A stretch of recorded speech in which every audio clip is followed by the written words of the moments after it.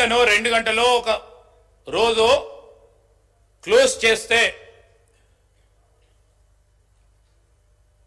ఎంత ఇబ్బంది జరుగుతుందో మన రాష్ట్ర ప్రజలకు కానీ మన రాష్ట్రానికి వచ్చే ప్రజానికానికి కానీ. ఈరోజు ఇతర రాష్ట్రాలు చూడండి, ఆంధ్రప్రదేశ్ రాష్ట్రానికి సంబంధించి అనేక ఎయిర్పోర్ట్స్ ఉన్నాయి, కాదంటలేదు. మనం చేసి ఉండొచ్చు, కొత్తగా వచ్చి చేసే ప్రయత్నంలో కూడా ప్రయత్నం చేస్తుండొచ్చు. ఈరోజు పూర్వోదయ అనే స్కీమ్లో మీరు బీఆర్కు సంబంధించి లేకుంటే ఇటు ఆర్గనైజేషన్ ఏపీ రీఆర్గనైజేషన్ యాక్ట్ని అడ్డం పెట్టుకొని కేవలం ఒక రాష్ట్రానికే మేము మేలు చేస్తామనేది సరికాదని చెప్పడానికి ఈరోజు మనం ఈ వేదిక ద్వారా వారికి తెలియజేయడానికి ప్రయత్నం చేస్తా ఉన్నాం అధ్యక్ష. ఈరోజు ఏపీ రీఆర్గనైజేషన్ యాక్ట్ పారా 33లో కేంద్ర మంత్రివర్యులు నిర్మలా సీతారామన్ గారు చెప్పారు, ఫైనాన్షియల్ సపోర్టు దాదాపు 15,000 కోట్ల రూపాయలు చేస్తామని చెప్పారు.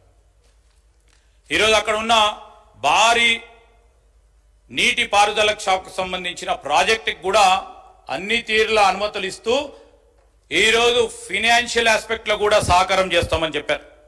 మేము అడుగుతా ఉన్నాం, గౌరవ మంత్రి గారు అదేవిధంగా గౌరవ ముఖ్యమంత్రి గారు, ఈ రాష్ట్రానికి సంబంధించి మేము ప్రభుత్వం ఏర్పాటైన తర్వాత ప్రధానమంత్రి సంబంధిత కేంద్ర మంత్రులను కలిసి ఇక్కడున్న ప్రాజెక్ట్స్కి సాగునీటి ప్రాజెక్ట్స్కు పూర్తి స్థాయిలో మీరు నిధులు కేటాయింపు చేయాలి, అనుమతులు ఇవ్వాలని కోరితే దాని గురించి ప్రస్తావన లేదు అధ్యక్ష. అదేవిధంగా మనం చూస్తూ ఉన్నాం, ఉదాహరణకి టూరిజంకి సంబంధించి కూడా ఈరోజు ప్రస్తావన చేశారు కనుక నేను గౌరవ సహచర బీజేపీ సభ్యులను కోరుతా ఉన్నాను, ప్రస్తావన చేయడానికి జరిగింది కనుక నిర్మలా సీతారామన్ గారు వారికి సంబంధించి ఈరోజు tourism has always been a part of our civilization అని చెప్పారు. తప్పకుండా వారు గుర్తించినందుకు చాలా సంతోషం. తెలంగాణలో గొప్ప సంస్కృతి ఉంది, మన సంస్కృతిని ప్రతిబింబం చేసే అనేక స్థలాలు ఉన్నాయి. దాన్ని ఎందుకు విస్మరించారు? కేవలం బీహార్కు సంబంధించిన విష్ణుపాట్ టెంపుల్, మహాబోధి టెంపుల్, వీటన్నిటికీ ఇచ్చిన ప్రాధాన్యత మన రాష్ట్రానికి సంబంధించి ఇక్కడ కూడా ప్రపంచ స్థాయిలో ఎదిగే పిలిగ్రిమేజ్ సెంటర్స్ ఉన్నాయి, టూరిస్ట్ డెస్టినేషన్ సెంటర్ ఉన్నాయి. ఉదాహరణకి రామప్ప ఉంది. అదేవిధంగా ప్రధానంగా పిలిగ్రిమేజ్ సెంటర్కి సంబంధించి మా ప్రాంతంలో ఉన్న కాళేశ్వరమే కానీ, వేములవాడ కానీ, యాదగిరిగుట్టకు సంబంధించిన కొండగట్టుకు సంబంధించి భద్రాచలం ఆలయం, వీటన్నిటి విషయంలో ఒక ప్రస్తావన చేస్తే ఈ ప్రాంతం ఈ ప్రజలకు సంబంధించిన ప్రగతిలో మేము కూడా భాగస్వాములం అవుతున్నామని వారు సంతోషించేవారు. కానీ ప్రస్తావన లేదు. వారు ప్రస్తావన చేయకుంటే ఈ ప్రస్తావన చేయకపోగలం అధ్యక్ష. అదేవిధంగా ఈరోజు మేము చెప్తా ఉన్నాం అధ్యక్ష, మేము ఏపీ రీఆర్గనైజేషన్ యాక్ట్కు సంబంధించి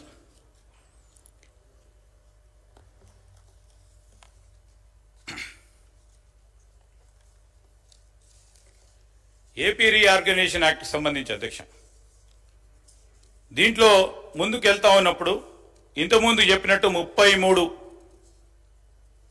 ప్రధానమైన హామీలతో అనేక డిపార్ట్మెంట్స్కి సంబంధించి యూనియన్ బడ్జెట్లో రిఫ్లెక్ట్ కానీ, గత 10 సంవత్సరాలుగా పరిష్కారం కానీ, గత 10 సంవత్సరాలుగా కేంద్ర ప్రభుత్వం నిర్లక్ష్యం చేసిన అనేక అంశాల విషయంలో ఈరోజు ఎన్డీఏ గవర్నమెంట్ నీతి ఆయోగ్ అని 2015లో ప్లానింగ్ కమిషన్ సంబంధించిన అనేక అంశాలను పక్కన పెట్టి వారు ఒక కొత్త ప్రణాళిక, ఒక కొత్త సంస్థను స్థాపించడం జరిగింది. సో ఏమన్నారు అధ్యక్ష? To involve states in decision making and promote cooperative federalism. అధ్యక్ష, కోఆపరేటివ్ ఫెడరలిజం అంటే ఏంది? రాష్ట్రాలన్నీ కూడా కలుసుకొని కేంద్రానికి సంబంధించిన ప్రగతిలో భాగస్వాములు కావాలి. దీంట్లో ఈ స్పిరిట్ ఆఫ్ కోఆపరేటివ్ ఫెడరలిజంని మీరు డైల్యూట్ చేస్తూ, నిర్లక్ష్యం చేస్తూ, ఇంకో ప్రక్కన కోఆపరేటివ్ ఫెడరలిజం గురించి మాట్లాడుతూ రాష్ట్రానికి సంబంధించిన విధులు, నిధులు, హక్కులను కాలరాస్తూ కేంద్ర ప్రభుత్వం ఆ విధంగా ముందుకెళ్తా ఉంటే తప్పకుండా మన బాధ్యతగా ఈరోజు మన గౌరవ శాసనసభ్యులు ఏ పార్టీకి సంబంధించిన వారైనా కానీ కేంద్ర ప్రభుత్వం అనుసరిస్తా ఉన్న విధానాన్ని వీరు తప్పుగా వెళ్తా ఉన్నారు, ఇది సరికాదు, ఈ రాష్ట్రం దేశంలో కూడా భాగస్వామ్యం అని చెప్పడానికి అందరం కూడా ఇక్కడ కూర్చున్నాం అధ్యక్ష. ఈరోజు మేం కాదు అంటే ఈ రాష్ట్రానికి సంబంధించిన ప్రజలకు సంబంధించిన అంశం విషయంలో మేము ముందుండడం లేదు అని అంటే మీరు ఒక్కసారి ఆలోచన చేయమని కోరుతా ఉన్నాను అధ్యక్ష. అదేవిధంగా నీతి ఆయోగ్తో పాటు అనేక సందర్భాల్లో 14th ఫైనాన్స్ కమిషన్కు సంబంధించి రాష్ట్ర ప్రభుత్వం అనేక సంవత్సరాలుగా అడుగుతా ఉంది. రాష్ట్రానికి సంబంధించిన పన్నుల డివల్యూషన్ని 42% మీకు వచ్చే గ్రాస్ ట్యాక్స్ రెవెన్యూలో ఇవ్వాలని కోరితే డిమాండ్ చేస్తే దాన్ని కూడా పక్కన పెట్టడం జరిగింది అధ్యక్ష. ఈరోజు మళ్ళా ఆర్టికల్ 275 రాజ్యాంగానికి సంబంధించి కూడా దాన్ని కూడా ఫైనాన్స్ కమిషన్ ఏది చెప్తే commission manage transfer to states విషయంలో కూడా 10 సంవత్సరాలుగా మన రాష్ట్రానికి ఏ విధమైన లాభం చేయలేదు. మేము చెప్తా ఉన్నాం అధ్యక్ష, ఈరోజు మోస్ట్ సెంట్రలీ స్పాన్సర్డ్ స్కీమ్స్కి సంబంధించి రాష్ట్రానికి సంబంధించిన మనకు సంబంధించిన అనేక అంశాల విషయంలో కేంద్ర ప్రభుత్వ నిర్ణయాలు రాజ్యాంగ స్ఫూర్తికి విరుద్ధంగా తీసుకోవటం జరిగింది. ఇదో మీరు ఎంతవరకైతే రాష్ట్రాన్ని అన్ని రాష్ట్రాలను బలంగా వాళ్ళని ఎంపవర్ చేసి ముందుకెళ్తారో వికసిత్ భారత్ అనేది అసాధ్యం. ఈరోజు ఇండియాని సెల్ఫ్ సఫిషియెంట్ గ్లోబల్ మ్యానుఫ్యాక్చరింగ్ హబ్గా చేయాలంటే మీ వికసిత్ భారత్లో తెలంగాణని మీరు ఇతర రాష్ట్రాలతోని ముందుకు తీసుకెళ్ళకపోతే వికసిత్ భారత్ సాధ్యం కాదని మా అభిప్రాయం అధ్యక్ష. ఈరోజు మీ సెంట్రల్ స్పాన్సర్డ్ స్కీమ్స్లోని కానీ ఇంటరిమ్ బడ్జెట్కు సంబంధించిన ఆ అంశంలోనే కానీ ఈరోజు మళ్ళా మనకు సంబంధించిన tax incentives and industrial development విషయంలో కానీ పవర్ యూటిలిటీ పేమెంట్స్ విషయంలో కానీ గత 10 సంవత్సరాల నుంచి అనేక సందర్భాల్లో రాష్ట్ర ప్రభుత్వం కోరుతా ఉన్న ఏదైతే పవర్ డ్యూస్కు సంబంధించి కానీ ట్రైబల్ యూనివర్సిటీ ఇన్ తెలంగాణకు సంబంధించి మరి AP reorganisation act mandates the establishment of Telangana University in Telangana, Tribal University in Telangana.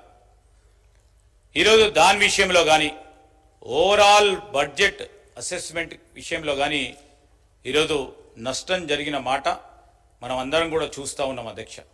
AP reorganisation act 2014కు సంబంధించి ఈరోజు మనం ఏ విధంగానైతే ఆ యాక్ట్కు సంబంధించిన షెడ్యూల్స్ 9 and 10కు సంబంధించిన అంశాలు కానీ లేకుంటే సెక్షన్ 93 ఆఫ్ రీఆర్గనైజేషన్ యాక్ట్ కానీ అదేవిధంగా division of organisations under schedule 9 and 10 విషయంలో కానీ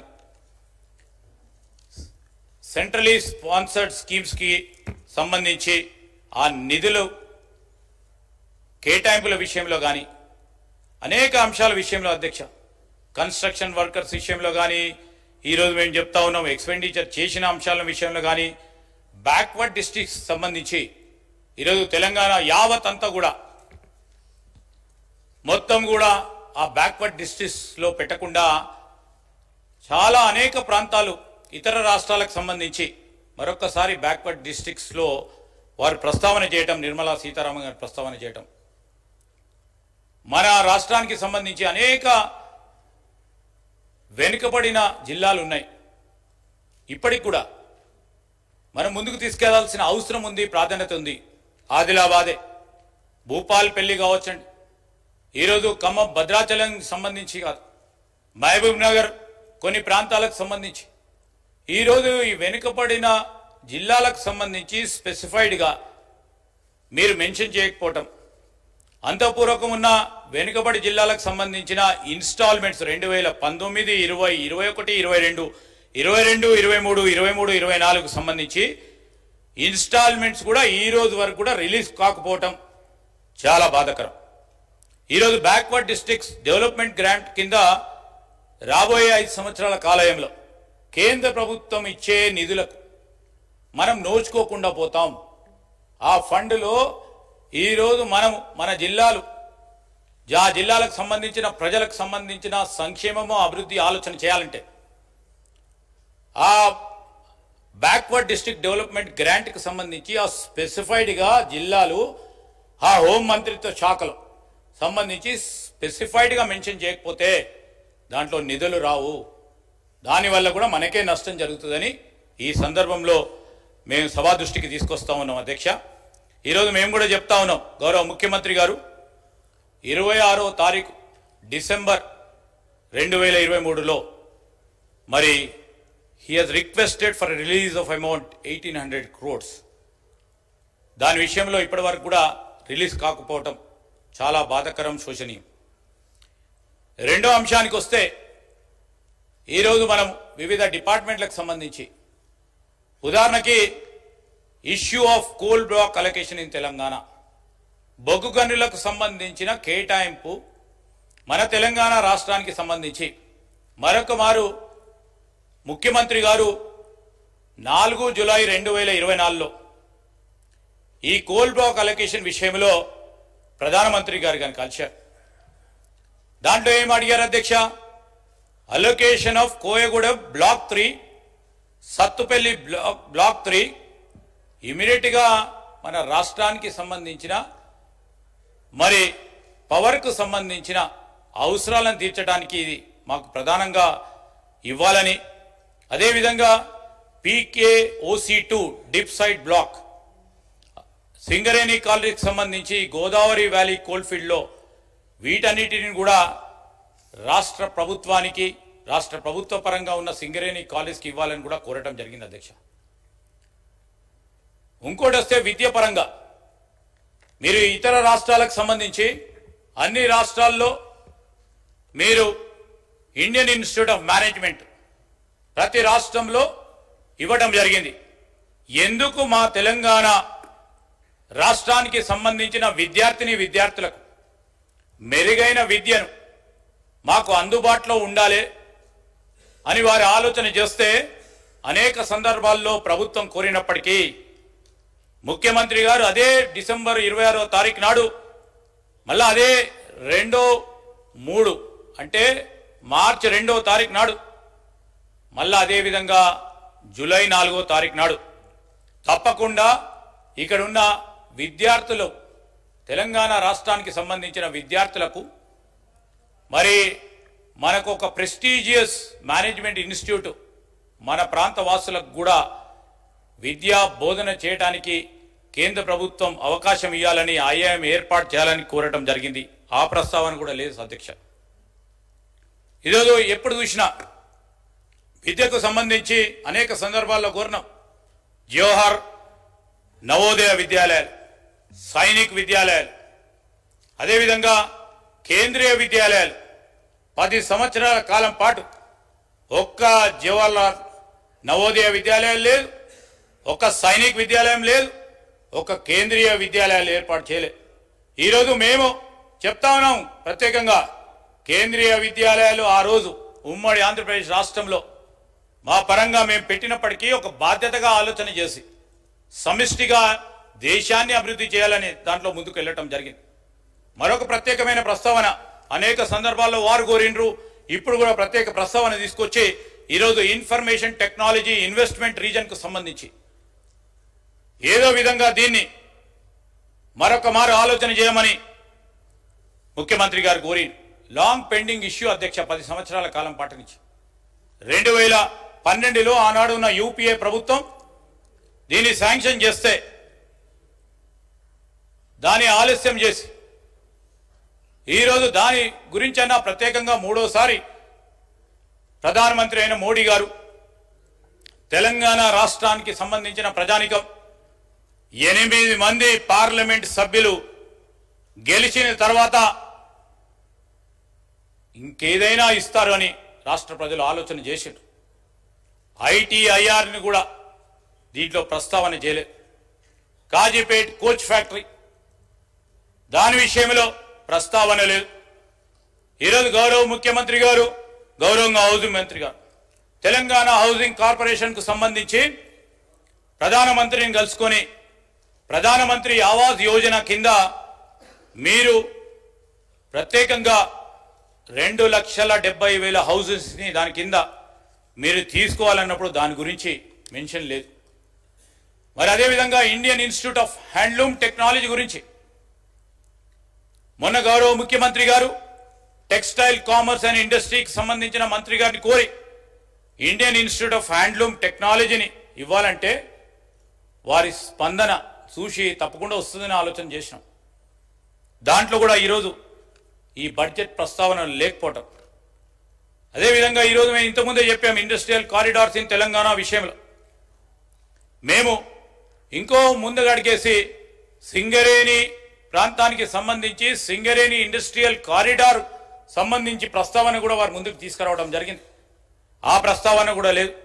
డిఫెన్స్ కారిడార్ విషయంలో కూడా ఈరోజు దాని గురించి కూడా మాట్లాడలేదు. బల్క్ డ్రగ్ పార్క్ అధ్యక్ష, ఈరోజు మనందరికీ తెలుసు, పెద్దలందరికీ తెలుసు, ఇక్కడ హైదరాబాద్ అనేది it's a capital of pharma. Hyderabad is the pharma capital of the country. Bulk drug parks were sanctioned to Gujarat, Himachal Pradesh and Andhra Pradesh అధ్యక్ష. ఇక్కడ ఇంత బలమైన ఈకో సిస్టమ్ ఉంది ఫార్మాను డెవలప్ చేయడానికి.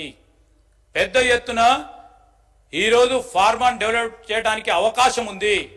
వనరులు ఉన్నాయి, మానవ వనరులు ఉన్నాయి. వాటన్నిటిని కూడా పక్కన పెట్టి ఈరోజు మనము ఐ కెన్ ఓన్లీ సే అధ్యక్ష, through this step of UN government it has adopted a motherly approach towards Telangana. India is losing an opportunity to become bulk drug power house of the world.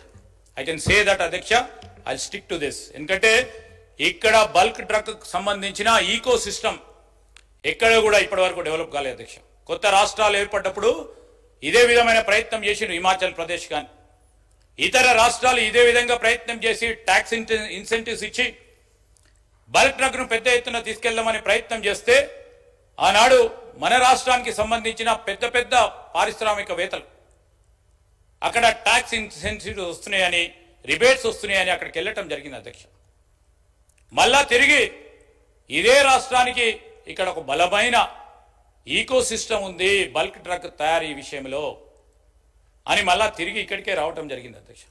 ఆ సందర్భంలో ఈ ప్రస్తావన చేయటం తద్వారా గౌరవ సభ్యులందరి అభిప్రాయం కేంద్ర ప్రభుత్వానికి తెలియజేయడానికి, మన మనోభావాలను తెలియజేయడానికి, ఇక్కడ ప్రజలకు కావాల్సిన అవసరాలు ఇప్పటికైనా 10 సంవత్సరాల తర్వాత కేంద్ర ప్రభుత్వంకి తెలియజేయాలనే అంశం విషయంలో మనం ఈరోజు చర్చకు దారితీసే అవకాశం వచ్చింది అధ్యక్ష.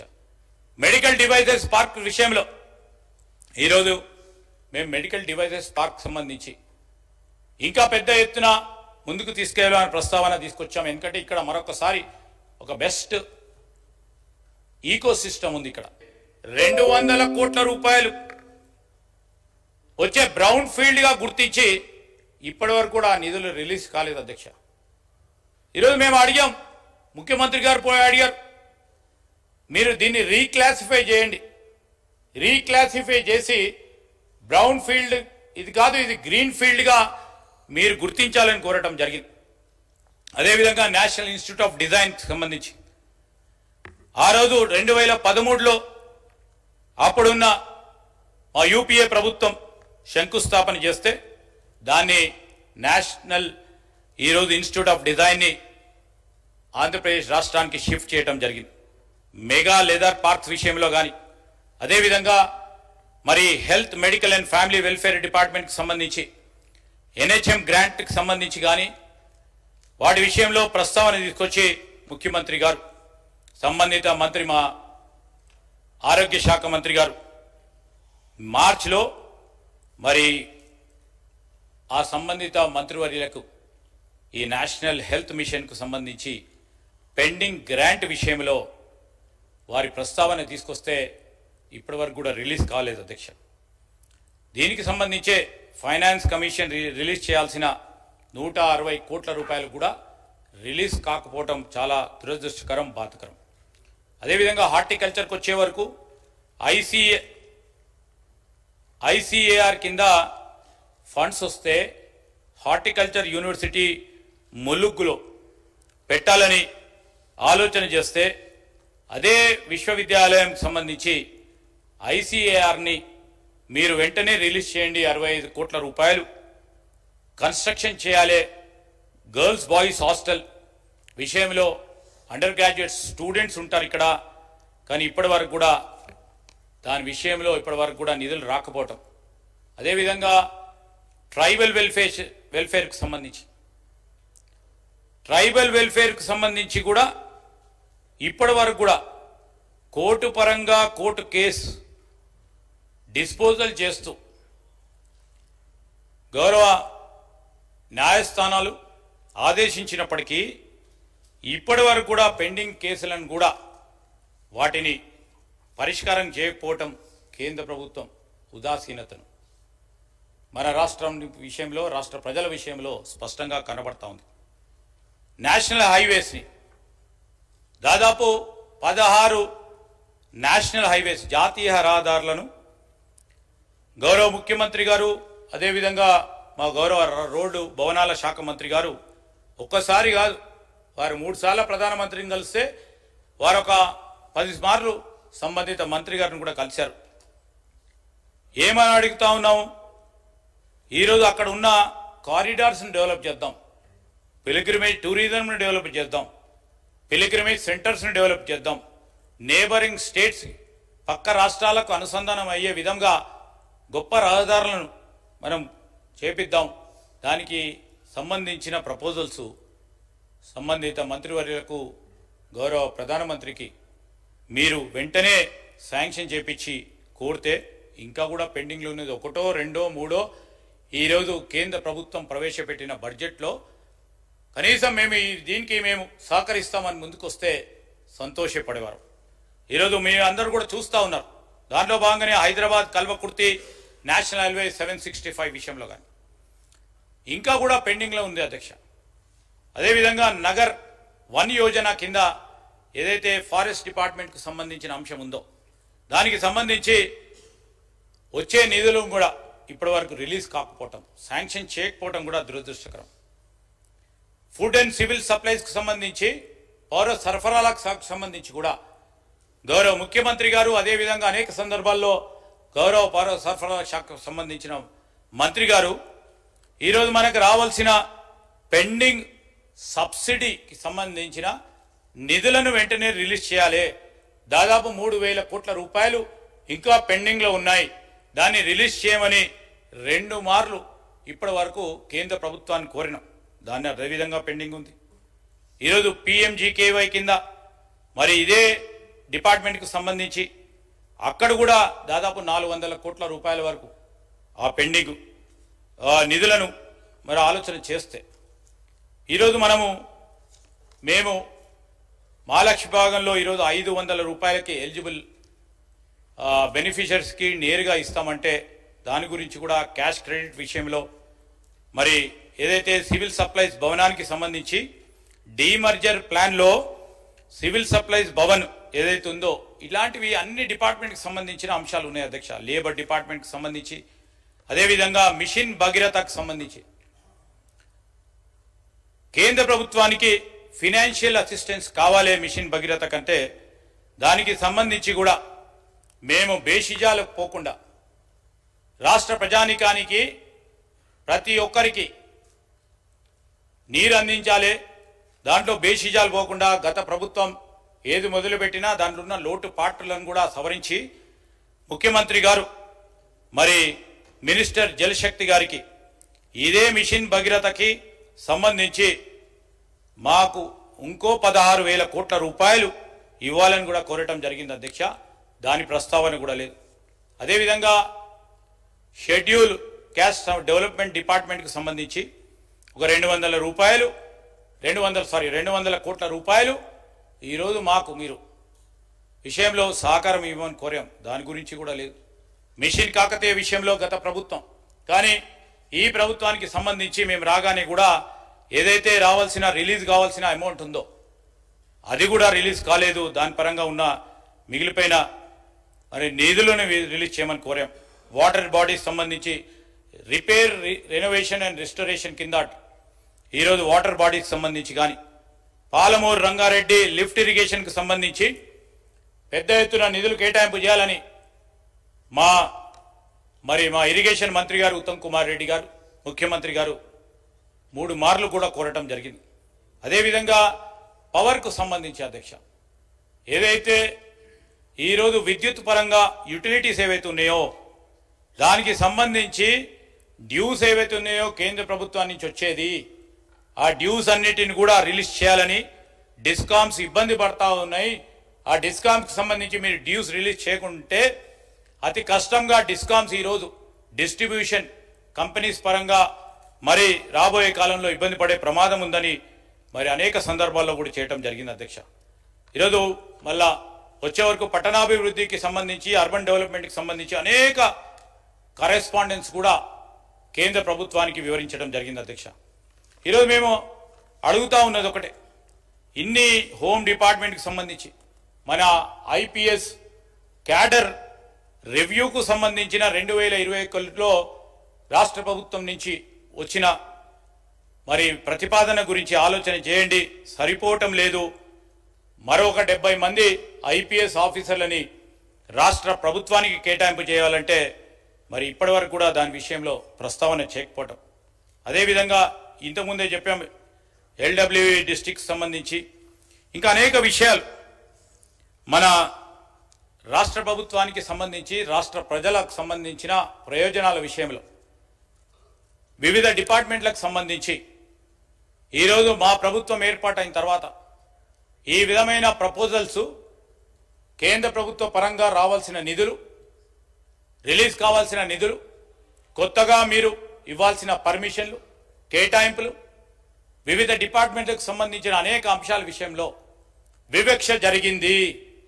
ఆ వివక్ష పూర్తి స్థాయిలో పస్ఫుటంగా నిన్న కేంద్ర ప్రభుత్వం ప్రవేశపెట్టిన బడ్జెట్లో కనబడ్డది.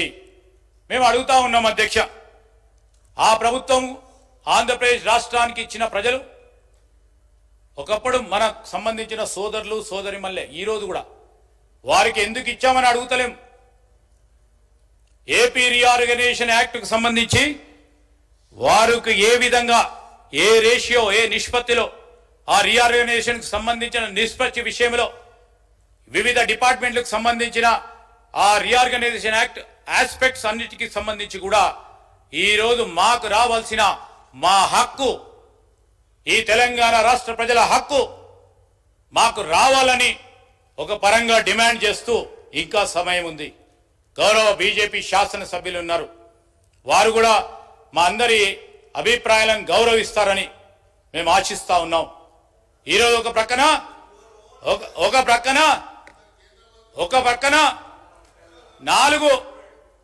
ప్రక్కన నలుగురు పార్లమెంటు సభ్యులను ఆంధ్రప్రదేశ్ రాష్ట్రం బీజేపీ నుంచి అక్కడికి వెళ్తే ఇంత పెద్ద ఎత్తున సాధించారు. ముగ్గురే 8 మందిని ఇచ్చిన మన తెలంగాణ రాష్ట్ర ప్రజలు మీకు. దాంట్లో 2 గౌరవ మంత్రులు. మీకు బాధ్యత ఉందని మేము తెలియజేయడానికి, మీ బాధ్యతకు సంబంధించిన ఎక్కడ పొరపాటు జరుగుతూ ఉంది, దానివల్ల తెలంగాణ రాష్ట్ర ప్రజలు వారి హక్కులు కోల్పోతా ఉన్నారు. వారికి రావాల్సిన నిధులు, వారికి కావాల్సిన హక్కులు అన్ని కూడా కోల్పోవడం జరుగుతూ ఉంది అధ్యక్ష. ఈరోజు మేము ఎందుకు చెప్తా ఉన్నాము, మనకందరికీ అన్యాయం జరిగింది. అన్యాయం జరిగిన సందర్భంలో ఈరోజు మేము ఈ సందర్భంలో కూడా నేను గౌరవ సభ్యులను వారి ఆలోచన కూడా తీసుకోమని కోరుతా ఉన్నాం అధ్యక్ష. ఐఎమ్ నాట్ ఈల్డింగ్ అధ్యక్ష, I'm not speaking against the rule. ఈరోజు నేను గౌరవ మంత్రి గారిని ఈరోజు దేశంలో మేము అడుగుతా ఉన్నాం 2-3 ప్రశ్నలకి. ఈరోజు దేశంలో తెలంగాణ భాగం కాదా? తెలంగాణ నువ్వు ఎందుకు విస్మరించడం జరిగింది? ఎందుకు మర్చిపోయినరు కేంద్ర ప్రభుత్వం? ఈ రోజు మీరు సమాధానం తెలంగాణ మాకు కాదు, మాకు ఇవ్వకుండా సార్ ఓకే, తెలంగాణ ప్రజలకు సమాధానం చెప్పాల్సిన అవసరం ఉంది. ఈరోజు తెలంగాణ ఒక కొత్త రాష్ట్రం దేశంలో ఉందన్న సంగతి పూర్తి స్థాయిలో మర్చిపోయారు కేంద్ర ప్రభుత్వం.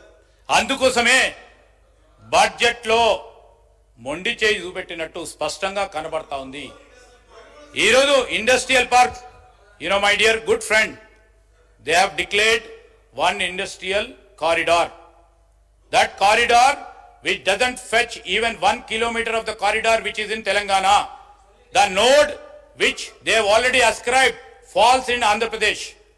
And in spite our right, whatever the general thing what you people are telling, sir, ee roju kuda chepta unnam, నిధుల కేటాయింపు విషయంలో వివిధ డిపార్ట్మెంట్ల ద్వారా వచ్చే అంశాలు మన హక్కు తప్పకుండా వస్తాయి. అవి ఈరోజు మేము ప్రత్యేకంగా ప్రస్తావనలో ఏపీ రీఆర్గనైజేషన్ యాక్ట్ కు సంబంధించిన అంశాల విషయంలో సమాధానం చెప్పమని కోరుతా ఉన్నాం. ఏపీ రీఆర్గనైజేషన్ యాక్ట్ లో ఇతర రాష్ట్రాలకు సంబంధించి మేము అడుగుతా ఉన్నాం, అక్కడ కేటాయింపులు ఎందుకు జరిగినాయి? అదే ఆంధ్రప్రదేశ్ రాష్ట్రానికి సంబంధించి మేము ప్రస్తావన చేసిన ఈ అంశాలు ఎందుకు ప్రస్తావన రాలేదని అడుగుతా ఉన్నాం అధ్యక్ష. ఈ రోజు మేము అడుగుతా ఉన్నాం, దయచేసి ఈరోజు నేను పరిశ్రమలకు సంబంధించి నేను సోదరులు అడుగుతా ఉన్నారు, పరిశ్రమలకు సంబంధించి మనకు ఇది గ్రోత్ ఇంజన్, 5 ట్రిలియన్ ఎకానమీ చేయాలి. భారతదేశానికి సంబంధించి మేము పాత్రదారులమని ముందుకెళ్తా ఉన్నాం. మన వానవరులు గొప్ప వానవరులు ఉన్నాయి. ఇక్కడ గొప్ప ఈకో సిస్టమ్ క్రియేట్ చేశాం. దాంట్లో మాకు భాగస్వామ్యం కావాలి అంటే తప్పకుండా ఇవ్వాల్సిన ధర్మం కేంద్ర ప్రభుత్వానికి. మేము అడుగుతా ఉన్నాం, ఒకటే సింగిల్ లైన్ అధ్యక్ష, చాలా మంది మాట్లాడేది ఉంది. మేము ఈరోజు గౌరవ సభ్యులను అడుగుతా ఉన్నాం, సరే నేనేదైతే ఒకవేళ సత్యదూరమైన మాటలు మాట్లాడితే తెలంగాణ ప్రజలకు సంబంధించి వారికి నష్టం కాకూడదు, రాబోయే కాలంలో నష్టం కూడా కాదు. కానీ ఒకటే ప్రశ్న నువ్వు సూటిగా, ఆంధ్రప్రదేశ్ రీఆర్గనైజేషన్ యాక్ట్ 2014 పరంగా ఇచ్చే ఈరోజు మేము చెప్తా ఉన్నాం అధ్యక్ష, దే హావ్ మెన్షన్డ్. ఈరోజు మీరు చూస్తే బడ్జెట్ స్పీచ్ లో వారు స్పెసిఫిక్ గా నేను అడగపోతా ఉంటాయి అధ్యక్ష, నార్మల్ కోర్స్ ఆఫ్ స్పీచ్ లో సమావేశం ఈరోజు మేము అడుగుతా ఉన్నాం అధ్యక్ష. ఈరోజు స్పెసిఫిక్ గా సార్, ఈరోజు స్పెసిఫిక్ గా దీంట్లో రీఆర్గనైజేషన్, ఏపీ రీఆర్గనైజేషన్ యాక్ట్ అని సబ్ హెడ్డింగ్ ఉంది అధ్యక్ష. దాని పరంగానే మేము అడుగుతా ఉన్నాం తప్ప ఇంకోటి లేదు. మీకు వద్దంటే చెప్పండి, తెలంగాణ రాష్ట్ర ప్రజలకు సంబంధించిన ఈ విభజన చట్టానికి సంబంధించిన అంశాల విషయంలో కేంద్ర ప్రభుత్వం నుంచి మాకు ఏది వద్దంటే మీ అభిప్రాయం అది. మేము అడుగుతా ఉన్నాం, మా అభిప్రాయం ఇది. మీ ద్వారా, మీ పార్లమెంట్ సభ్యుల ద్వారా కేంద్ర మంత్రులకి అదేవిధంగా ప్రధానమంత్రికి తెలియజేసి ఇప్పటికైనా బడ్జెట్ ఆమోదం చేయడానికి సమయం ఉన్నది, సవరణ చేసే కార్యక్రమం చేయాలని కోరడానికి అందరి అభిప్రాయం తీసుకొని మనం అందరం ఓ మంచి వాతావరణంలో, నేను కోరుతా ఉన్నది ఒకటే, ఐఎమ్ టెలింగ్ యూ, మంచి వాతావరణంలో తెలంగాణ రాష్ట్ర ప్రజలకు సంబంధించిన మన హక్కులు, మన నిధులు, మన విధులను మనం సాధించడానికి మీ అందరి సహకారాన్ని కోరడానికే, మీ అభిప్రాయాలను తీసుకోవడానికే మరి ఈరోజు ప్రభుత్వ పక్షాన మరి ప్రస్తావన చేయడం జరిగింది. మీ అభిప్రాయాలు చెప్పండి. మనం అందరం కూడా రాష్ట్ర ప్రజలకు సంబంధించిన ఈ అంశం, ఈ రీఆర్గనైజేషన్ యాక్ట్ మా మహేశ్వర్ రెడ్డి గారు చూసుంటారు. ఇది స్పెసిఫిక్ గా they mention sir, otherwise we won't have been so troubled. Specific గా మెన్షన్ చేసినప్పుడు ఈ రీఆర్గనైజేషన్ యాక్ట్ అప్పుడు సరే ఆ రాష్ట్రానికి సంబంధించిన అంశాలు ఉన్నప్పుడు పక్కనే తెలంగాణ రాష్ట్రానికి సంబంధించి ఈ విభజనకు సంబంధించిన అంశాలు ఉండాలి కదా సార్. ఏది లేకపోవడంతో ఎంతో మనోవేదనకు గురవుతా ఉన్న తెలంగాణ ప్రజలకు సంబంధించిన అంశాలని మనం అందరం కూడా చర్చించుకొని ఒక మంచి వాతావరణంలో మనమందరం మళ్ళా పోరాడతాం. మీరందరితో పాటు మనం అడుగుదాం కేంద్ర ప్రధానమంత్రి